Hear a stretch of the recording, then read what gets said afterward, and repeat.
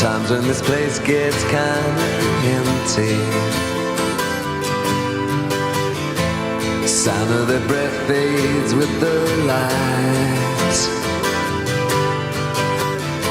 I think about the loveless fascination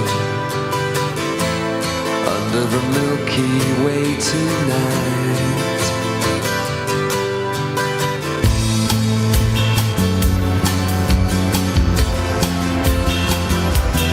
Solaris is a science fiction novel by Polish author Stanisław Lem from 1961, quite rightly regarded as a masterpiece, and has been adapted in 1968, 1972 and 2002 into movies. The story takes place on the same named planet, which is almost completely covered by a kind of ocean that constantly produces bizarre and multicolored formations on its surface. Lower the curtain down, Memphis. Lower the curtain down, alright. Evidence suggests that the ocean is an intelligent being, and the scientists there have studied the planet and its ocean for many decades, mostly in vain. I got no time for private consultation under the Milky Way tonight.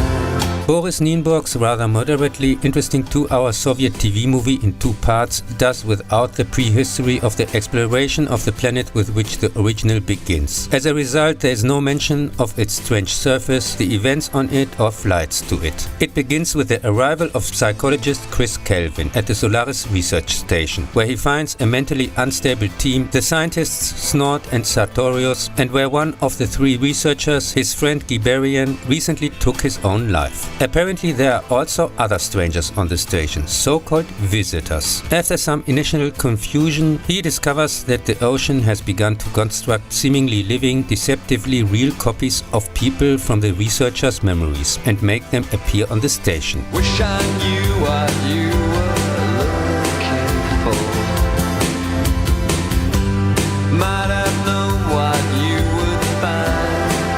In doing so, the ocean apparently selects memories that are linked to deep feelings of guilt. And he soon finds himself face to face with his wife, his girlfriend in the novel, Harry, who died 10 years ago and for whose suicide he feels partially to blame. Everyone who lives on the ward has found their own guest and technique for dealing with them, whose injuries heal immediately, become more and more human in the course of their presence, and who are back the next day, for example, as in Harry's case, when they are locked in a space capsule and shot into orbit. In the novel, he doesn't do this immediately, as he still doesn't know about the visitors, but initially thinks he's crazy. Harry soon realizes that she is not the original, tries unsuccessfully to kill herself in the book with liquid oxygen and against Kevin's will, who in the meantime has decided to continue his relationship with her, begins to work with the 2 other scientists on a method to make the replicas disappear, which finally succeeds. And Kelvin decides to stay on the station, while the book ends with his trip to the surface of the planet. And it's something quite peculiar, something shimmering and white.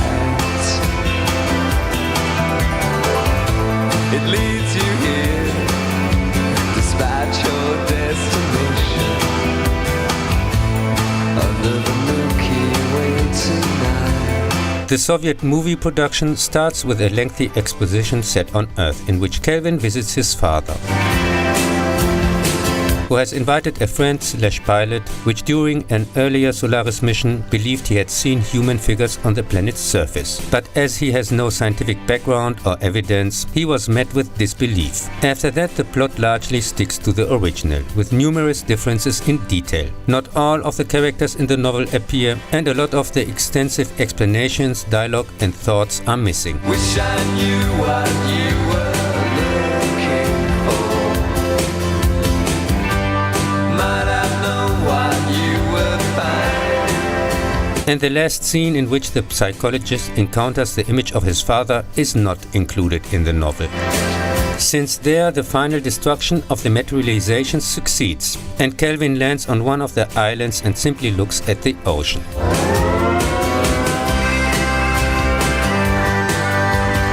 In this almost 3-hour production with an estimated budget of 1 million rubles, outstanding in every aspect, set, cast, realization, the excellent use of Edward Artemiev's score, which in part consists solely of ambient sounds, and a classical Johann Sebastian Bach piece, every shot looks like a painting. Legendary director Andrei Tarkovsky's partially black and white composition, see also his brilliant masterpiece Stalker from 1979. And it's something quite peculiar,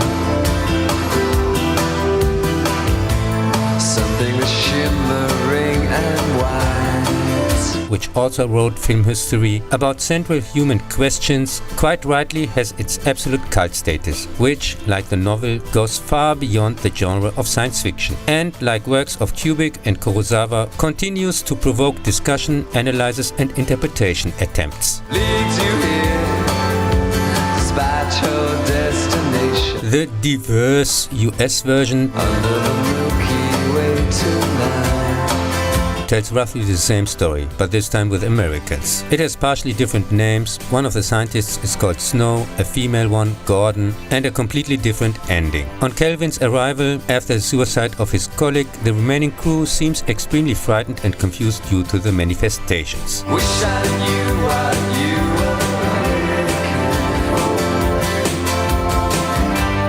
Might have known what you would find. But really, it's almost entirely about his uninteresting love story with his dead ex-wife, Rhea. The mystery of the copies is only very briefly touched on, and you could have cut out the other two completely and filled the rest also with annoying flashbacks, relationship talk, and Clooney's naked ass banging to make it an hour and a half. In the final 20 minutes after Rhea's disappearance, Kelvin discovers the hidden body of Snow, who must have been killed by his copy some time ago, and he and Gordon, on Fake Snow's advice, flee the station, which is about to crash into the planet.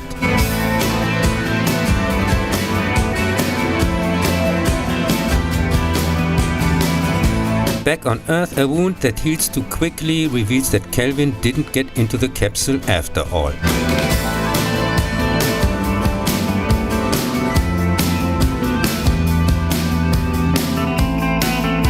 But crashed on the planet and can now, as a copy, be with his ex-copy again.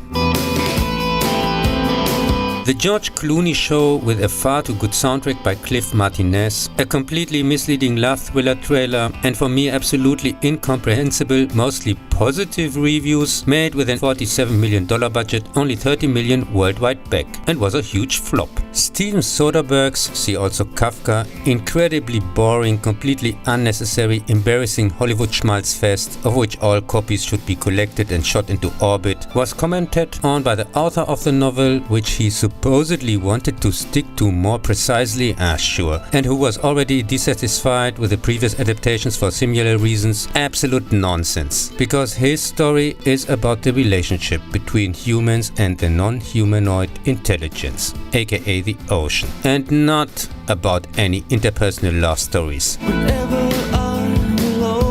That's why his book was called Solaris, not Love in Space. You make me feel like I am home again. Whenever I'm alone with you, you make me feel like I am whole again. 1998, a team of scientists selected on the basis of a treatise for the Pentagon on extraterrestrial first contact by psychologist Dr. Norman tries to find out as much as possible about an UFO on the bottom of the ocean. This turns out to be a US ship from the future, precisely 2043. You make me feel like I am young again. Whenever I'm alone with you. But it has been there for 300 years, presumably flown through a black hole. When they find a mysterious spherical object, some begin to behave strangely.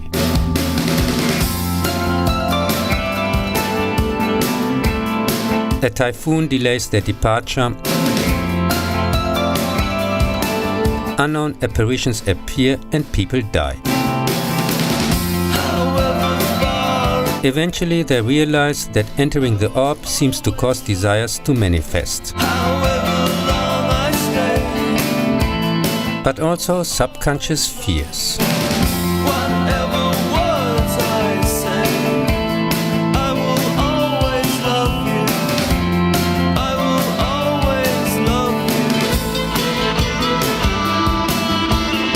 Sphere got mostly, quite rightly, negative feedback. It didn't even make its $80 million costs back worldwide and was a flop.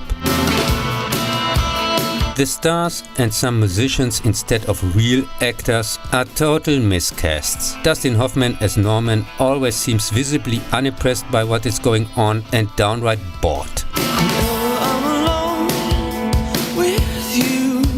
Sharon Stone as Beth doesn't convince for a second as biochemist. And Samuel L. Jackson as the misunderstood meth genius Harry is a joke. The ultra-boring US science fiction underwater psychological thriller by Barry Levinson, see also Disclosure and Wag the Dog, comes across as a watered-down version of Solaris, Alien, The Abyss and Event Horizon. It tells partially the same story as Crichton's excellent, extremely entertaining same-named novel from 1987. In Germany's Sphere, The Minds of Evil. But a few characters are missing and there are numerous differences. In the book, zoologist Beth is a feminist, deeply mistrustful of man, constantly disgruntled minefield, the antagonist later on. However, the movie, complete implausible and unnecessary, pretends she and Norman were formerly married, so is trapped there with his ex-wife. Great. Probably the real horror element here. The much smaller Sphere in the book is not golden and soft, but silver and solid, where a door opens. Math genius / prodigy Harry is actually the youngest of the bunch, around 30, and has a much bigger role and more arguments with the others. Here he just seems odd. The character development is missing, which is why his behavior doesn't make sense. Nor do in the original incomplete copies of his Jules Verne books suddenly appear everywhere. The whole final plays out a bit differently.